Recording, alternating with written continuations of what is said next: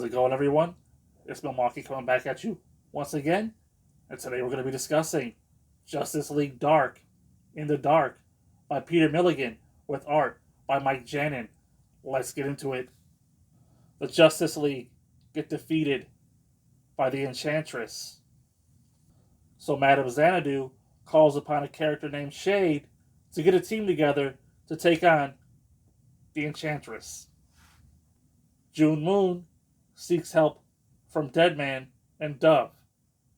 John Constantine comes to the aid of Zatanna, and the Enchantress finds June Moon. Shade tries to recruit Mind Warp. John Constantine confronts Madame Xanadu, and Shade gets the team together, and they go and confront the Enchantress. While John Constantine tends to June Moon. Turns out, after the threat has been vanquished, the Justice League Dark team members, they're all having apocalyptic nightmares, and the only way to prevent them from coming true is for the team to stick together, which they naturally do not want to do. Wasn't really much of a fan of this volume either. I'm not into the whole magical aspect of the DC Universe.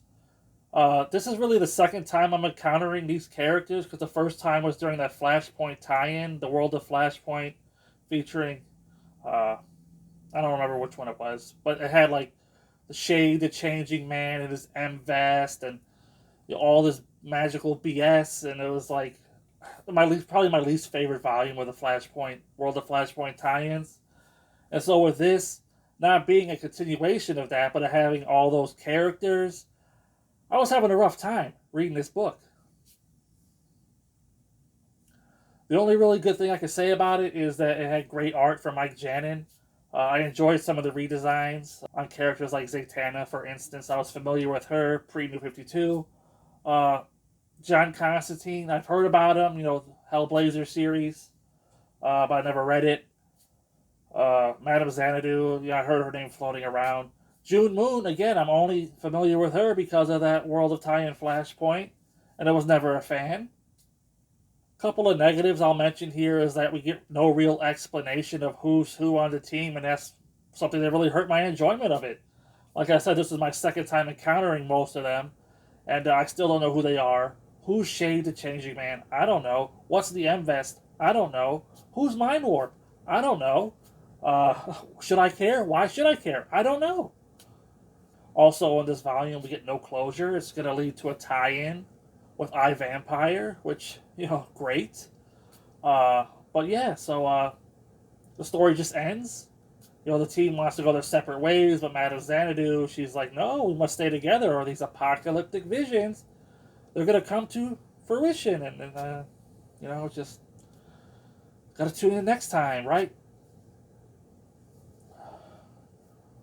Also, there's a scene in here that, they try to explain it away, but that's after the fact, right? The scene is basically, Deadman and Dove, they go out on a date. Deadman possesses some guy in the bar, and he comes up to Dove, and he's like, hey, Dove, how about we go back to the hotel room for a little funny business, right? And she's like, Deadman, how could you, I don't want to be with that guy. That's like rape. You're raping him with me, and I'm raping him, but you're in him, but he doesn't realize it, and it's taking advantage of this guy, and how could you even suggest a thing, right? And I was reading this thing going, man, this is getting wild. It turns out they try to blame it on Enchantress affecting, people's minds and stuff, because, people go on killing sprees, and so Deadman was like, that wasn't really me, Dove. I would never. But, you're reading the whole scene. It's an uncomfortable scene. It was something that really took me out of the book, because I was like, am I really reading this right now? Is this happening? But they try, like I said, they try to explain it away, but I'm calling BS on that. Whatever. So, all that being said, also, you know what? I'm not going there yet. This is called Justice League Dark. I remember when this book came out, they were like, why is Batman on this team? And it turns out he's not. Like Batman and Superman and Wonder Woman, they were in like a couple of scenes and they get totally punked out by these magic users. So I feel like that was kind of like a bait and switch right there. Where is Batman? I don't know. Hopefully he stays away.